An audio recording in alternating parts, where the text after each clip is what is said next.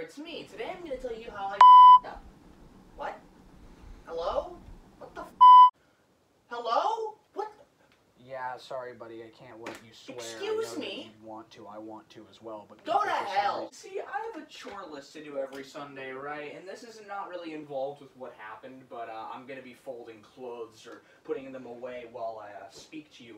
No, it's actually about the space program. See, what ended up happening was I actually just figured out what the code on the back of the rocket engines properly means. See, I didn't know it before. I just thought that bigger numbers meant bigger results, as in, you know, the larger rocket you have, the higher it'll go. No, I was incorrect. Well, partially. I was partially correct, and of the fact that the number behind the letter does actually make it go a bit more. It goes farther, it goes higher. Yeah, that is true.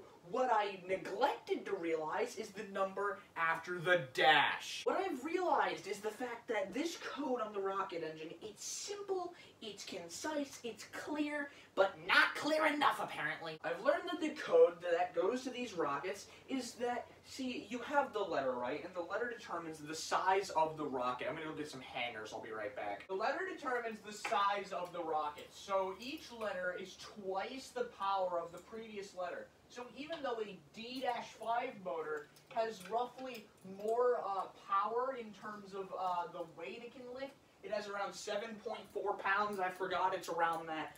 It goes about that high. But here's the thing, an E-motor still has double the power even though it only has around 5-ish pounds of force because of the fact that it not only burns longer, but there's more propellant inside. But that's only the letter and the number after the letter. No, the number after the dash is what completely screws me. See, what ended up happening was I was actually watching a video by a company called Apogee Rockets, and they're some organization, and they explained to me what that code meant. And I realized something. The number after the dash is the time delay of the parachute. I went into Hobby Lobby and grabbed as many of those motors as I could, the C6-7.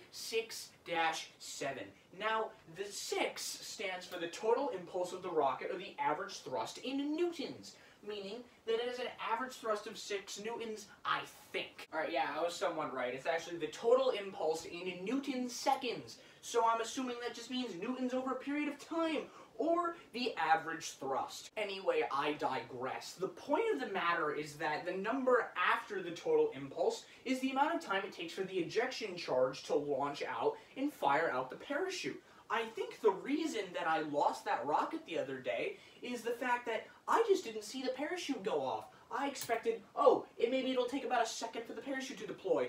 Oh no, my friends, I was completely wrong. It takes 7 full seconds, which, here's the thing, that is around almost 3 times the amount of time it takes for that engine to go.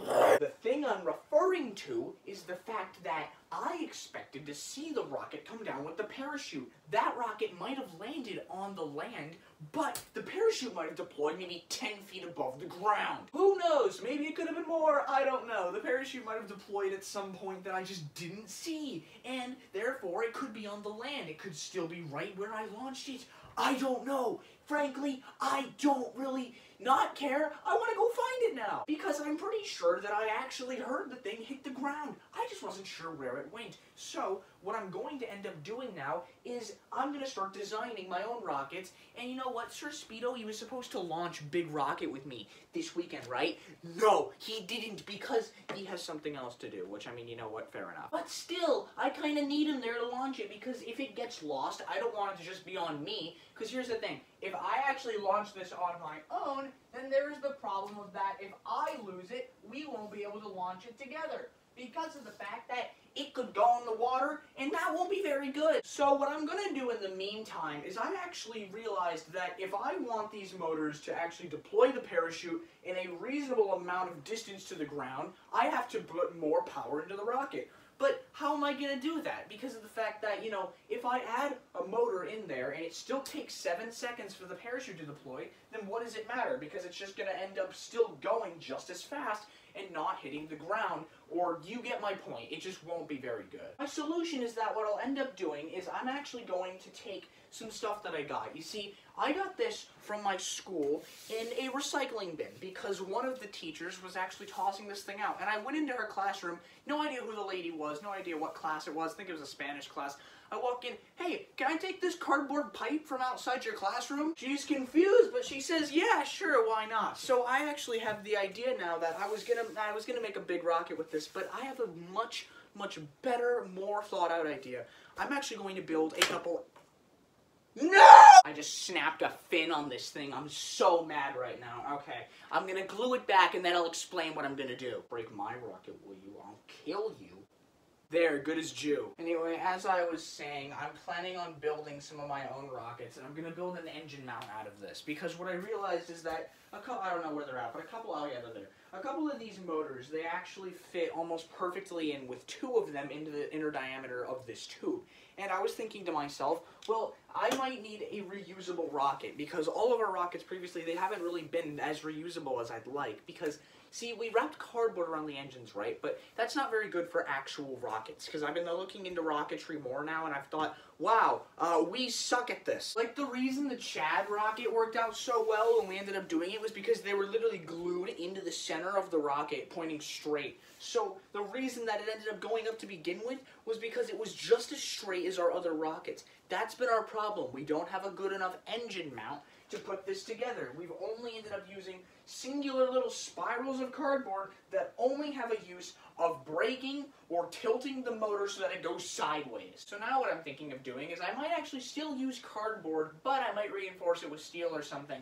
My idea is the fact that I could theoretically create an engine mount out of this, like thinner tube, put 2 motors inside of that, and what ends up coming out of it is that I can make the engine mount slide into our actual rocket, and we can make it so that that thing can properly be, like, engines replaced, have little engine packs of 2 to 3 engines in there, and then we won't have to worry about ever actually having to, because the rocket will go much higher with more than 1 engine, therefore it'll take less effort for the parachute to come out, so we'll have 1 parachute coming out, say, 500 feet above the ground, aside from if you had 1 engine, it would come up, 1 foot above the ground. I don't know why it worked so well that first time. I think the wind was blowing in a direction that I knew that we'd be able to catch it or something, and I think it went a lot higher than I expected it to, so that might be why it worked. But I digress. The point of the matter is that we can make better rockets. I just didn't realize how up until now. So now, like I always do, I'll be the one designing and building the rocket. What does Sir Speedo do when making these rockets, you ask? Nothing. Not to be rude to him or anything, but I think his main purpose on the, on the space program is to provide, like, the slapstick comedy, kind of like how Perry and Doofenshmirtz do it in Phineas and Ferb. He's kind of those of the Mr. Clean channel, where instead of actually building the rocket, he kind of just sits there and terrorizes me in the background. Aside from that, though, I've kind of thought to myself that if I can properly think out these rockets, I could actually make some pretty good ones. See, I found a bunch of motors online and everything.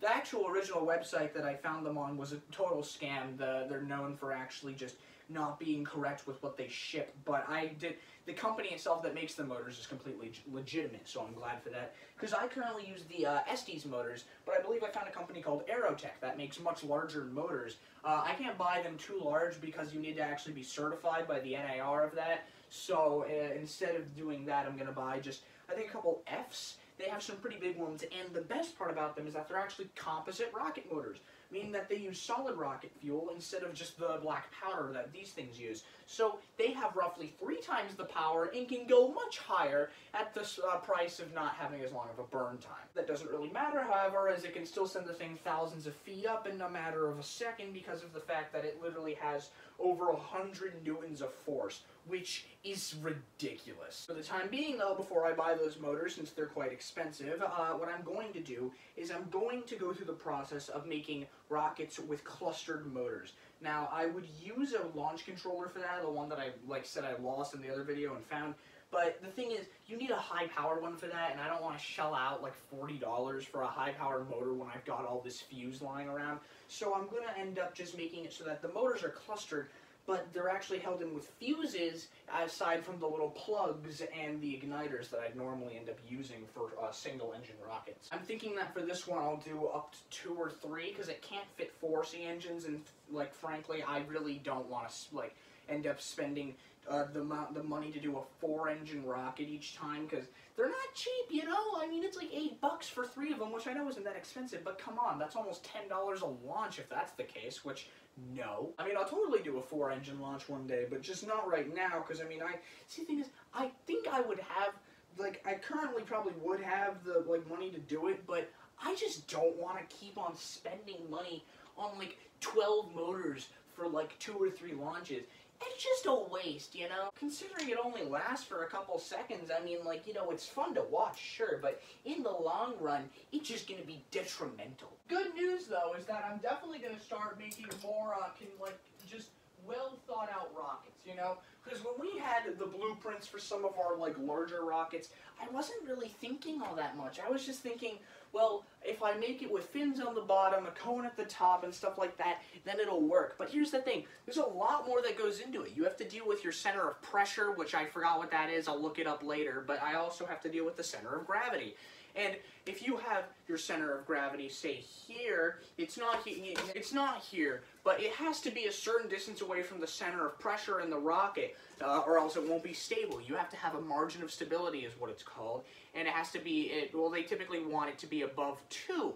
So it's much better if I think about this, you know, more simply than I could just, you know, do normally. Because we just kind of built these rockets just based off of what a rocket looks like, not how a rocket operates. And I do want to do something in the future involving space travel and rocketry and stuff like that. So I figured I might as well actually start working with the stuff properly, instead of just launching rockets that don't work. This will end up being the body for the rocket that I'll end up making. It is a mailing tube that is relatively large, I think 2 inches in diameter, and I'll end up having it where I make the engine mount out of the bigger tube in the back, and I'll have it stick inside here, and I'll have a couple rings holding it in with super glue, and I'll make an engine hook out of some steel sheet that I have.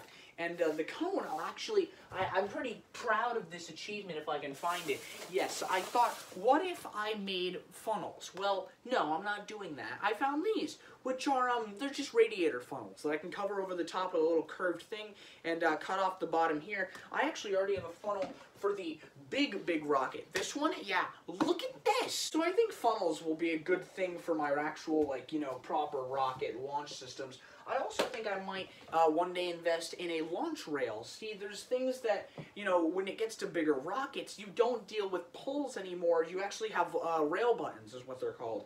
And they're little, like, imagine like the top of a screw. You know how it's small at the bottom and then wider at the top? It's like that. You stick the ends of those onto 2 or a couple of them on the edges of a rocket, and they go inside of a rail, so that you can actually have ropes holding the rail up the taller it is, and you can have the thing launch off the middle of a rail aside from a pole, which you can't put strings on because, well, it'll just break the strings as soon as the rocket leaves. Overall, I'd say be prepared, because I do have some good things coming your way, because I have properly thought out how to build these this time. And now I am prepared to make rockets that not only will work, but I can hopefully retrieve, make better, and launch higher. Because one day I'm actually going to see if I can get certified in the NAR. It's just a level 1 certification. However you say that, I keep forgetting. Certification. I don't know how I forgot what certification sounds like. But regardless, if I get registered one day when I'm old enough to do so, I can actually start using high-power rockets. Which, in short, I can launch really big ones if I find the space to do it. So that's something I am definitely wanting to do, because high-power rocketry is much better than the little tiny ones we do now. See, an E-motor is nothing compared to the stuff some people have done. This one guy used an M-motor to launch a rocket almost 10,000 feet into the sky, have it fully retrievable, and have it almost steerable under the ground. How can you beat that? In short, what I will tell you is just be aware of the fact that I have thought of this fully, and I now realize the true potential that I could have in making these rockets. So I will say I'm excited, and you should be too, because the Mr. Clean Space program, well, is going to the stars.